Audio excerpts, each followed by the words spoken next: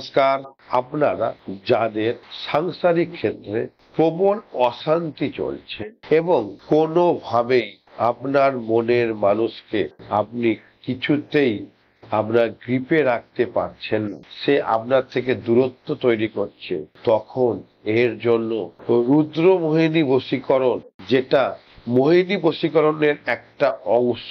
রুদ্র মোহিনী বশীকরণ হচ্ছে আপনার মনের মানুষ যখন অন্য ব্যক্তি বা কারোর প্ররোচনায় আপনার থেকে দূরত্ব তৈরি করে, তখন এর প্রয়োগটা করতে হবে। এর প্রয়োগটা কোথায় করবেন? আপনি আপনার ঘরের যে কোনো নির্জন স্থানে বসতে পারেন, বসে মধ্যরাত্রি এটাকে করতে। কি করবেন?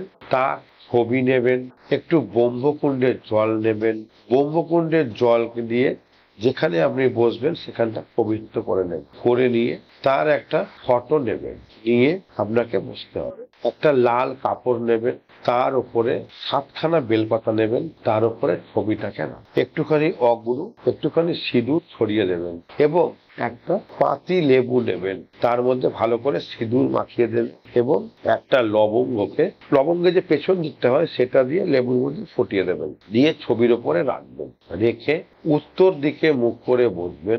তারপরে আপনাকে এই মন্ত্রটা ওং রিং কামাখ্যাং কুরু কুরু রুদ্র মোহিনী বশীকরণ কচ্ছ ফ্রিং রিং, তার নাম মম ওই হুং ক্রিং ফট, এই মন্ত্রটা বলতে হবে। কিভাবে বলবেন? আপনি আঙুলটাকে এইরকম করবেন, এইরকম করবেন, দেখে নিন, এরকম করবেন, করে ঠিক এইভাবে হাতটাকে রাখবেন এবং একবার মন্ত্রটাকে বলবেন এবং একবার ফু দেবেন। এইভাবে 308 বার মন্ত্র করবেন, 308 বার ফু দেবেন। কিন্তু আপনাকে মনটাকে পুরো শান্ত করতে হবে, ধীর স্থির করতে হবে এবং মা কামাখ্যার উপরে অগাধ আস্থা এবং ভরসা রেখে কাজটা করতে হবে। এই কাজটা আপনি পরপর 3 দিন করবেন, একই জায়গায় বসে, একই সময় এবং একই উপকরণ নিয়ে। 3 দিন পর আপনার লাল কাপড়ের মধ্যে সমস্ত জিনিসগুলোকে পেঁচিয়ে দেবেন, বেলপাতা, লেবু, লবঙ্গ, সিঁদুর, তার ছবি পেঁচিয়ে নেবেন, পেঁচিয়ে গিঁটটাকে শক্ত করে বাঁধবেন।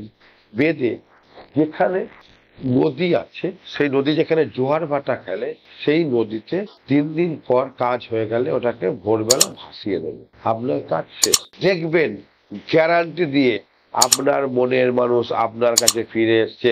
পরীক্ষিত সত্য, করে দেখবেন। উপকার পাওয়ার পর অবশ্যই জয় মা কমেন্ট করবেন। ভালো থাকবেন। জয় মা কামাখ্যা।